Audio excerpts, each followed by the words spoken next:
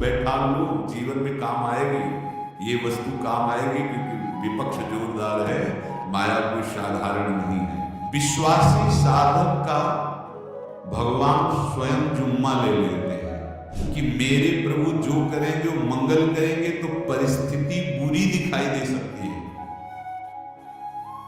परिस्थिति भयावह दिखाई दे सकती है कि आओ तो सब गया ऐसा लगेगा, लेकिन वो बहुत बड़े के हाथ में नियंत्रित है परिस्थिति। देखते देखते उस परिस्थिति का परिणाम निश्चिंत, निःशुल्क और निर्भय कर देने वाला हो जाएगा। साधन पथ पे हम इनको आदर्श मानकर चले तो बहुत जल्दी आनंद आ जाए। अब हमें किसी भी अड़चन से कोई भय नहीं, किसी भी अड़चन से भय नहीं। आप ये खिलवाड़ मत समझे, किसी भी कोई तुम्हें नहीं रोक सकता श्री जी से मिलने के लिए। साधक तीन बातें आरंभ से देखे कि हमारे जीवन में आ रही हैं कि नहीं। पहली बात, भगवान पर पूर्ण श्रद्धा विश्वास। अनंत ब्रह्मांडों के स्वामी है, काल भी उनके अधीन है, डरना क्यों है? किस बात का डर लगना? अगर डर है, भय है, तो अभी श्रद्धा विश्वास स्वामी में नहीं।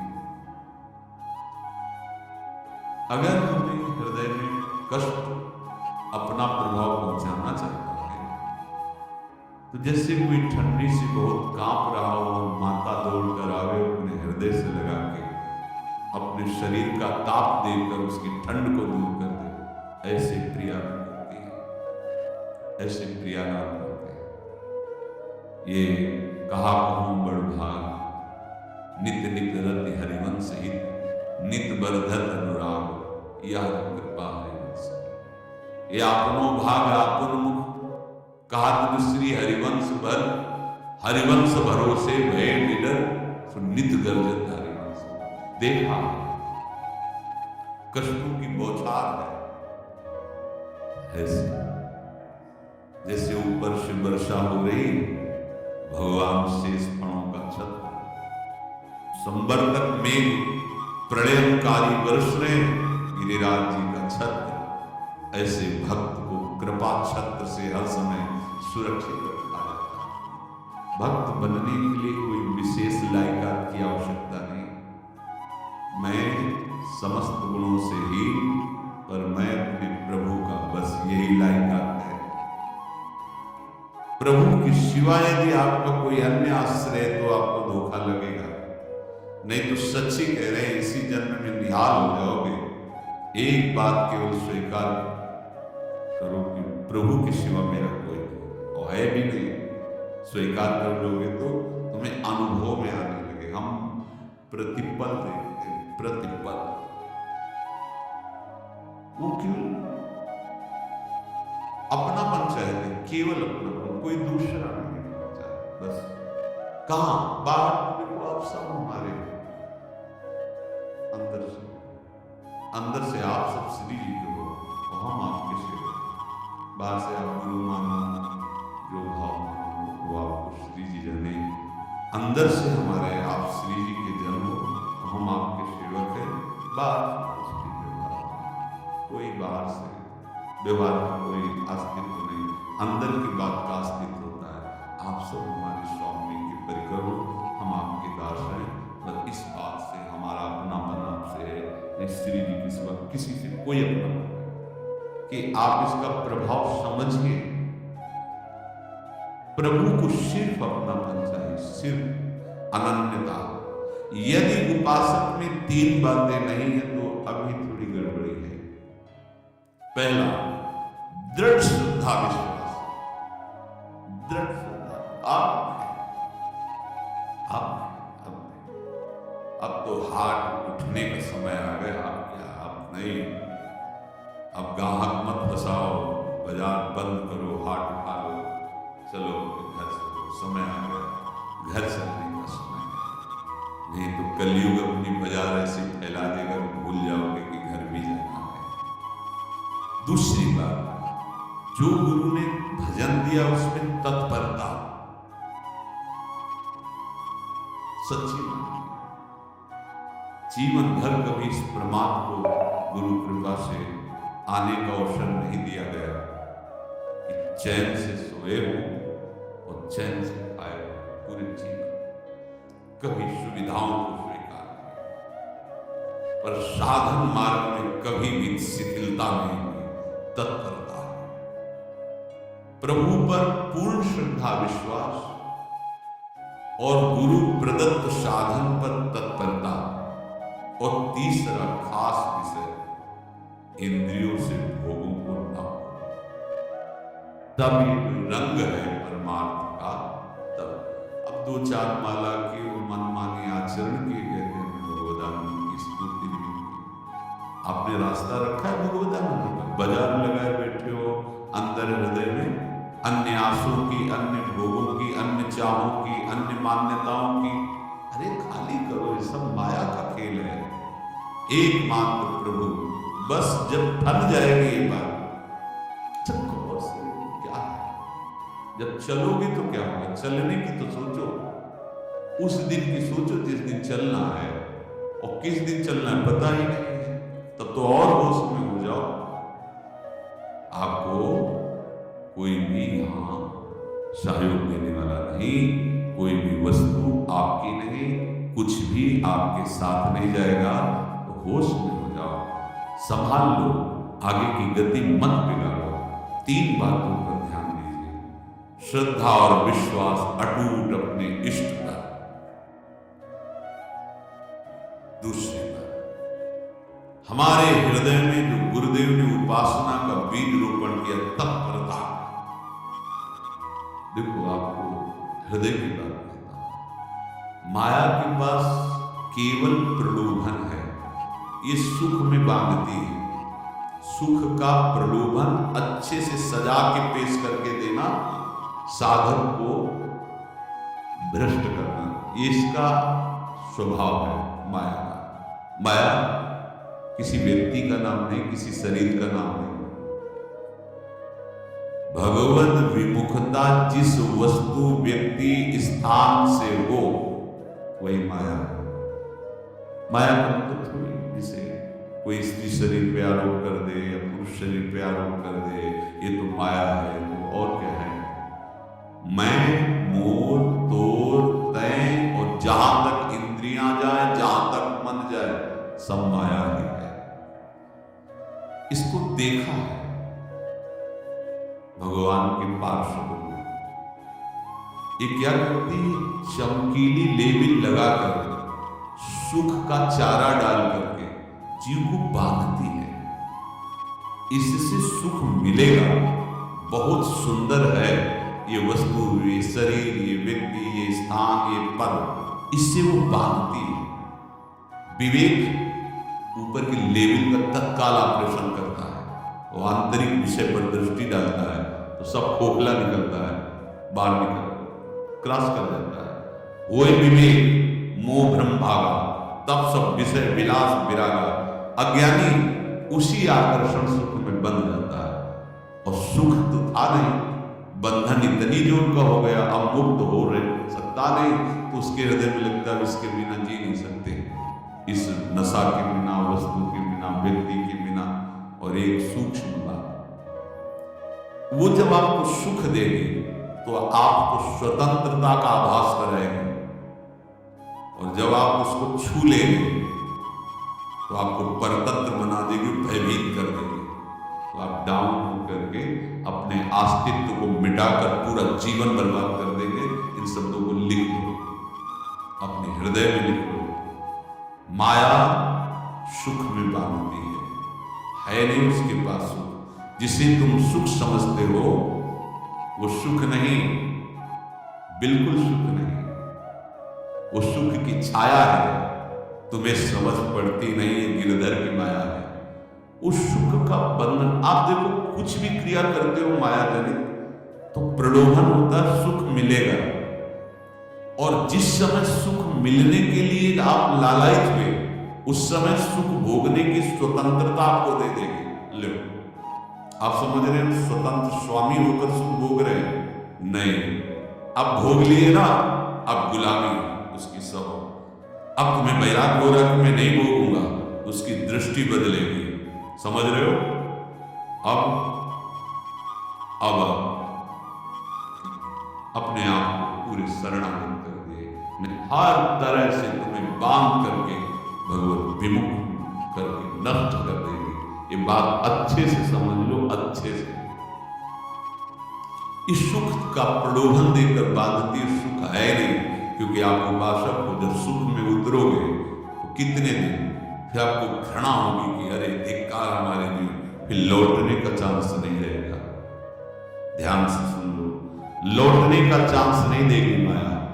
तुम्हारी ऐसी आंतरिक कमजोरी हो जाएगी, ऐसी वृत्तियां कमजोर हो जाएंगी कि तुम उस माया के इशारे पर नाचोगे, उसके विपरीत तुम बोलने की भी ताकत नहीं रख सकते। मान लीजिए विषय चुगा दिन चुगे, कछुक चुगत सुख होए, फिर जो फांसी ऐसी लगे तेसम दुख न को, ये अनुभवी महापुरुष रसिक शेखर श्री ध्रुवदास महाराज कह रहे। तो तीसरी बात का संयतेंद्रिय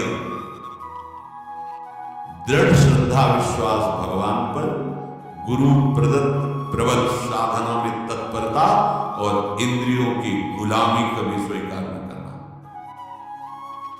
जीवन में ध्यान रखा जाए केवल प्राण पोषण शरीर के निर्वाह के लिए जो निरपेक्ष भाव से मिले उसे स्वीकार करो, अन्यथा ये प्रलोभन सुख का देकर माया तुम्हें बांध लेगी और फिर तुम्हें अधीन कर देगी। कितने से मार्ग में उत्साहित होकर चलते हैं, पर गुरु कृपा पात्र ना होने के कारण, चतुर खिलाड़ी ना होने के कारण वो प्रलोभन में फंस जाते हो, फंस गए। मछली का कांटा जानते हो, ऐसे अब वो चाहे जितना हिले डुले वो कांटा नहीं निकल सकता। अब तो उसको मरना ही पड़ेगा। ये जन्म बर्बाद ना हो, आप सबसे प्रार्थना है। बहुत ही अपने घर की जैसी बात होती है। इसका कार्य है माया का सुख में बांधना, सुख के प्रलोभन से, और आपको सुख भोगने के लिए स्वतंत्रता देना। आप उस स्वतंत्रता से सुख भोगे कि न जाने कितने जन्मों की परतंत्रता तुमने स्वीकार कर ली। अगर इस रहस्य को जान जाओगे तो डरोगे। ये डरे डर में हरिवंशी। श्वास जैसे मनुष्य स्वाभाविक लेता है, खाते पीते सोते चलते उठते बैठते बात करते हंसते, सब अवस्थाओं में आप श्वास नहीं लेते, स्वाभाविक आ जा रही है। ऐसे ही श्वास प्रश्वास अपने आराध्य देव के स्मरण का अभ्यास बना लो। अभ्यास योग युक्त चेतसा नाम निकालना। और जैसे तनिक भी श्वास रुकी तो घबराहट, बेचैनी, परेशानी आ जाती है, ऐसे ही श्वास प्रश्वास यदि नाम से खाली जाने लगे तो घबराहट, परेशानी, जलन पैदा होनी चाहिए। तब आप उपासक माने जाएंगे। क्या ऐसा हो रहा है? क्या हृदय की ऐसी स्थिति है तो धन्यवाद, नहीं है तो इसी की प्राप्त करने के लिए प्रियाजन ने हमें अपने मार्ग में घसीटा है, चाहे वो गृहस्थ हो चाहे वो विरक्त हो। यदि श्वास प्रश्वास में नाम न हुआ तो तुम्हें घबराहट होनी चाहिए। भोरी सखी जी कहते हैं कि मेरे जीव में बड़ी घबराहट होती है, ऐसे जी घबराहट। भोरी सखी जी कह रहे हैं श्वास नाम दो बिलक चलत है, इनको भेद न मोको पावे। मुझे बहुत घबराहट पैदा हो रही। प्रिया जी से कह रहे हैं कि श्वास प्रश्वास में नाम का क्रम नहीं बन पा रहा, टूट रहा है, मुझे ऐसा अच्छा नहीं लग रहा। आप कृपा करो प्रिया जी, श्वास ही नाम, नाम ही श्वासा, नाम श्वास को भेद मिटावे। प्रिया जी से कृपा करो, श्वास प्रश्वास आपका नाम चलता है। ये बात प्रवचन ना मान करके जीवन मान लीजिए। जैसे हमारी श्वास प्रश्वास उठते बैठते चलते फिरते खाते पीते स्वाभाविक चलती है, हम ऐसा अभ्यास नाम का करें कि ऐसे चले जैसे हमारी श्वास प्रश्वास रुक रुकने लगे तो घबराहट, बेचैनी, प्राण व्याकुल हो जाते हैं।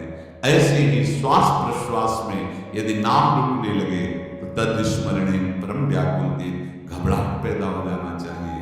नहीं होती, अभी बहुत दूर नगरी होती है, अब निहाल हो गए हो, तुम चिंता मत करो, आगे का जो दिव्यात्मक स्वरूप है वो आना प्रारंभ हो जाएगा। रोम रोम रग रग बोले तब कछ स्वाद नाम को पाए, यही सारा वैभव प्रकाशित हो जाता है।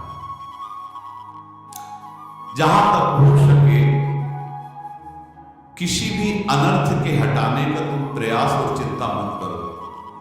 बहुत अनुभव की बात है। जैसे तुम कहीं फंस गए, गलती हो गई तुमसे, माया ने फंसा लिया, अब निर्भय हो जाओ। तुम्हारा अपमान होगा, तुम्हारी निंदा होगी, कुछ नहीं बिगड़ेगा, लेकिन पूरा जीवन बर्बाद नहीं कर देना। प्रभु के भरोसे हो जाओ कि यदि आपको अपमान और निंदा करवानी तो करवाओ, पर अब लो नसानी अपना न सही हो, मैं समझ गया, अब आगे बढ़ूंगा, नहीं रुकूंगा, कुछ भी हो जाए, प्राण चले जाए, सभा में अपमान हो जाए, इसको भी मैं रुकने वाला हूं। समझ, प्राप्त अनर्थ की निवृत्ति की चिंता में नहीं रहना तुम्हें। अगर तुमसे अनर्थ हो भी गया है तो तत्काल आगे बढ़ो। तुम्हारा इष्ट वो तो जान रहा है ना, पकड़ो उसी को। आप जान रहे थे मैं फिसल रहा था, आपने नहीं रुका ना, चलो अब आपके ऊपर है। आप चाहे अपमान करो, चाहे निंदा करो, चाहे आप हमारा ये शरीर छुड़वा दो, अब मैं आपको छोड़ने वाला नहीं। बिल्कुल ये बात पकड़ लेना। ये जीवन में कई बार ऐसे अवसर आते हैं जहां हमारी भक्ति को बाधित करने के लिए माया ऐसे कांटे फैला देती है और हम असमर्थ हो जाते हैं, हम दब जाते हैं। कुछ गड़बड़ नहीं होगा, मृत्यु से ज्यादा कुछ गड़बड़ होने वाला नहीं। जो गड़बड़ हो गया अब दोबारा होगा नहीं, और उसमें हम दबेंगे नहीं, हम उसे क्रॉस करके आगे बढ़ेंगे। भगवत मान, कुछ नहीं होगा, विश्वास करना। वो ऐसे फूल जैसा निकाल के तुम्हें अलग कर देंगे। विश्वास रखना, विश्वास रखना। इस बात पर हम जोर दे के कह रहे हैं, नहीं फंस जाओगे, फंस जाओगे। कभी इष्ट गुरु से छुपाव मत करना कि अगर ये जान गए तो। नहीं, जानो तो जानो। क्यों क्यों जाने? गलती तो तूने की, अगर हमारी गलती है तो आपकी भी गलती है। कैसे? छोटा बालक जब गिरता है, मां दौड़ के उठाने जाती है ना, पहला रोज दृष्टि उसकी मां की होती है, अब तो उठा रहे हो, और जब गिरने जा रहे थे तब क्यों दृष्टि नहीं डाली? अगर पकड़ लेती तो गिरता ही क्यों नहीं? तुम्हारी मायाबाजी पसारी विचित्र, सुन मुनि मोहे काकी कोड़, कह हरिदास तुम्हारे हम जीते। तो ये अपने संबंध बल से बात कर रहे हैं, झुकना नहीं, टूटना नहीं। माया का कार्य है झुका देना, लौट देना और पश्चाताप मत करना। प्राय कहा जाता है प्रायश्चित करो, पश्चाताप। हमारे पास समय नहीं, राधा राधा राधा सब हो गया, पश्चाताप बढ़ा गए। नहीं तो इसी चिंता में गलती हो गई, गलती हुई तब समय नष्ट हुआ। अब वर्तमान में उसका चिंतन करके नष्ट करो, और आगे के चिंतन की गुंजाइश नहीं रहेगी, क्योंकि आप अपने हृदय को इतना गिराते चले जा रहे हो, हृदय का स्तर, कि उत्साह ही नहीं रह जाएगा। यह ऑपरेशन है सीधे भगवत प्राप्ति के लिए। बिल्कुल दृढ़ विश्वास, तुम्हें अब अपनी चिंता नहीं करनी। बैठा लो, हृदय में बैठा लो। अगर भगवत विश्वास नहीं तो घबराहट पैदा हो जाएगी, भय हो जाएगा, विषाद हो जाएगा। अरे कितनी बार संसार में अपमान हुआ है, कितनी बार सम्मान हुआ है, कुछ सम्मान और अपमान कुछ अस्तित्व नहीं रखता। अब हरि नहीं छूटेंगे, भाग हरि की तरफ, भाग, बिल्कुल परवाह न कर, भाग, किसी के फंदे में मत पड़, भाग। ये अंदर की पुकार है, अंदर की बात कह रहा हूं। ये मन बहुत बदमाश है, पहले तो लुभायमान करके सुख में बंधाता है और फिर भय और संकट विषाद में फंसा देता है। प्रभु का विधान संदेह युक्त नहीं होता, निसंदेह तुम्हारे सामने वो विधान प्रकट होगा जिससे तुम्हारा परम मंगल हो जाएगा, परम मंगल हो जाएगा। डरना बताया देते एक बार प्रेम भगत की बात, तो हमारे पास प्रेम जी आते थे, बहुत नाम जाप थे, श्री हरि तो उनसे पूछा आपकी ऐसी नाम निष्ठा कैसे आई? तो उनका गलती से नाम निष्ठा कैसे आती? तो किसी पद के अधिकारी थे जिसमें किसी कानून के विरुद्ध उसमें दस्तखत कर देने से करोड़ों रुपया उनको प्राप्त होना था। तो रात्रि में ऑफिस में बुलवा कर उन्होंने वो गलती कर दी। दस्तखत के बड़े अधिकारी थे और वो उनको पता नहीं था कि वो षड्यंत्र है। और पहले से कैमरा रख दिया गया था, पूरा वीडियो लेते देते बातचीत करते दस्तखत करते सब प्रमाण। तो सुबह जो उनकी आरती उतारी गई समाज में, तो बस घर वाले भी उनसे कि जैसे पुत्र थे पत्नी कि पिताजी पापा आपसे ऐसी आशा थी, मार दिया आप सब लोगों को आपने। कब हम लोगों ने धन की मांग की आपसे, आप इस अवस्था में ऐसा करें? तो घर से ये वचन और बाहर तो सब भाष उनका। उन्होंने निश्चय किया रात्रि में आत्महत्या कर लेंगे। कर्म बड़ा विचित्र होता है, पर वो वृंदावन पहले से आते थे और हरिवंश उपासकों से मिलते रहते थे। गुरुदेव भगवान से भी उनका परिचय था। गलती किसी से भी हो सकती, चूक है, यही तो है ना। कंचन कामिनी कीर्ति कहीं भी लुभायमान। शायद उनके मन में लगा होगा कि दस्तखत कर लेंगे और मिल जाएगा, वृंदावन वास करेंगे, झंझट छूट जाएगी। कुछ न कुछ ऐसा आया होगा, क्योंकि वो अधार्मिक प्रवृत्ति के नहीं थे, पर क्रिया तो हो गई ना, षड्यंत्र था वो। उन्होंने सोचा रात्रि में अब हम प्राण त्याग देंगे। धाम आना और रसिकों के संग के प्रभाव से एक दिव्यता प्रकट हुई। वो सबके सामने सोने का नाटक करके लेट गए। तो परिवार वालों, नजर तो सबकी थी कि विकसित है, परिवार वालों को लगा सो गए। तो रात्रि जब सोए थोड़ा ऐसे तो वास्तविक नींद आ गई और स्वप्न में देखा कि कोई उनसे कह रहा, देखो तुम्हारे सिरा में सेवक वाणी रखी है, इसको पकड़ो, मरने की जरूरत नहीं, सब जगह तो सेवक वाणी से रख दे रखी। जैसे एक भक्त को तुलसी दल नामक ग्रंथ सिरा में रखा। अरे अलौकिक शक्ति संपन्न भगवान और भगवान के पार्षद, बस सब बात हट गई और उनकी जिह्वा और उनके मन में, जैसे न मरने वाले को प्राण मिल जाए कि भाई प्राण रक्षा, ऐसा हो। श्री हरिवंश हमारे रसिक समाज में जब वो आते थे उनका अच्छा सम्मान होता, तेजो में चेहरा हुए वृद्ध शरीर, श्री हरिवंश ऐसे चलता रहता, बात करते और ऐसी नाम में रति देखी। देखो ना क्या हुआ, घटना क्या थी, दृश्य क्या था, जीवन बिल्कुल व्यर्थ हो क्या गया, लोक सम्माननीय जीवन बन गया, महात्मा बन गए और भगवत प्राप्त हो गए हैं, उनका शरीर छूट गया है। तो यहां कह रहे हैं कि तुम्हें किसी भी हेतु से अपनी चिंता नहीं अब करनी। प्रभु का विधान निसंदेह परम कल्याण में होता है, तुम्हें संदेह नहीं करना। कड़वा हो सकता है लेकिन अवसर तो मिल जाएगा श्री जी की तरफ भागने का। हम अपने को अच्छा साबित करने के लिए पूरा जीवन लगा दे, नहीं भाई, हम नीच आचरण वाले पर भागेंगे प्रभु की तरफ। लोक पावन करने वाले महात्मा बन जाओगे। सत्तरते लोग काम, इसको बैठा लो, जीवन में काम आएगी, ये वस्तु काम आएगी, क्योंकि विपक्ष जोरदार है, माया कोई साधारण नहीं है। विश्वासी साधक का भगवान स्वयं जुम्मा ले लेते हैं। विश्वासी साधक का भगवान स्वयं, देखो अपने मन में तुम किसी प्रकार की चिंता न रख करके ये आज से विश्वास कर लो कि अब मेरे जीवन में जो होगा, मेरे प्रियजन के द्वारा किया हुआ विधान परम सुखप्रद होगा, परम मंगलमय होगा। विश्वासी भक्त का जब ये स्वभाव निश्चय हो जाता है कि मेरे प्रभु जो करेंगे वो मंगल करेंगे, तो परिस्थिति बुरी दिखाई दे सकती है, परिस्थिति भयावह दिखाई दे सकती है कि अब तो सब गया, ऐसा लगेगा। लेकिन वो बहुत बड़े के हाथ में नियंत्रित है परिस्थिति। देखते देखते उस परिस्थिति का परिणाम निश्चिंत, निःशोक और निर्भय कर देने वाला मत हो। बहुत ही अमृतमयी बातें हैं। अगर अपने साधन पथ पे हम इनको आदर्श मानकर चले तो बहुत जल्दी आनंद आ जाएगा। किसी भी अड़चन को तैयार हो, ये काल क्षेत्र है, मृत्यु क्षेत्र है। कुछ भी, कभी भी, कहीं भी, कैसे भी, सबके संपर्क सकते हो। अभी खंबा टूट जाए, बिल्डिंग गिर जाए, संभल जाओ। कहां जाओगे? जहां ऐसे सुन रहे हो ना, ऐसे निकल चले।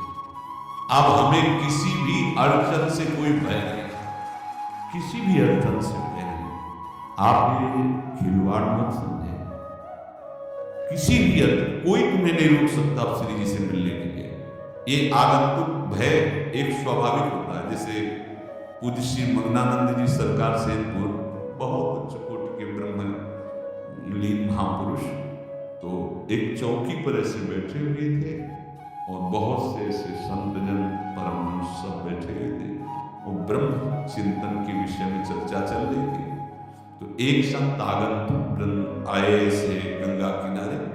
तो उस समय स्वामी जी कह रहे थे मंगनानंद जी कि एक होता है विचार भय, वो संतों में कभी नहीं होता है, और एक होता है तात्कालिक भय, वो सबको व्याप्त हो जाता है। तो उन्होंने कहा कि स्वामी जी, वैसे हम आपका आदर करते, लेकिन इस बात पर हमारा मतलब मन नहीं बैठ पा रहा है कि जो ब्रह्म स्वरूप को जान गया उसको विचार भय तो होगा ही नहीं, लेकिन स्वाभाविक भय कैसा हो सकता है? वो तो सिद्ध पुरुष थे। उनका स्वामी जी बैठो, प्रसंग पूरा होने के बाद कि आपका उत्तर हो जाएगा। ऐसी चौकी लगाए बैठे, और बैठे थे बट वृक्ष के नीचे। तो एक जैसे बाज है, गीत पक्षी है उस समय, तो वो संध्या का समय था, आके ऐसे जे भी बैठा खरबर खरबर वो डाल, तो महाराज चौकी के नीचे हो गए, जो गंगा किनारे से आते ना। तो कहा स्वामी जी, ये विचार भय है या स्वाभाविक भय है, या आपको ब्रह्म चिंतन या ब्रह्म बोध नहीं? तो हंस दिए, बोले उत्तर मिल गया। ये स्वाभाविक, जैसे अभी बंदर चीख दे तो सब घबरा जाओगे ना, विचार भय नहीं है, ये आगंतुक स्वाभाविक भय विचार है कि अब वो है ऐसा होगा, ऐसा हो सकता है। वो वही प्रसंग चल रहा है, भगवान प्रमाण देते चले जा रहे हैं। देखो, कोई भी भय, कोई भी अड़चन अब तुम्हारा अमंगल नहीं कर सकती, पक्का मानिए, डरो ना। देखो, इसमें इसीलिए प्राणों की बाजी लगा के, अब हमारे प्राण नहीं है, हमारे प्राण प्राणनाथ को समर्पित है। मेरे प्राणनाथ श्री श्यामा तो क्यों भय करें? तो हम ये सब कर किसके लिए रहे? श्यामा जी के पास पहुंचने के लिए। श्यामा जी के पास हमें श्यामा जी के पास जाना है। ये बिल्कुल छोटी मोटी बातें, अंदर ये जो सांसारिकता है, इसका त्याग करो। आप इस बात को समझो।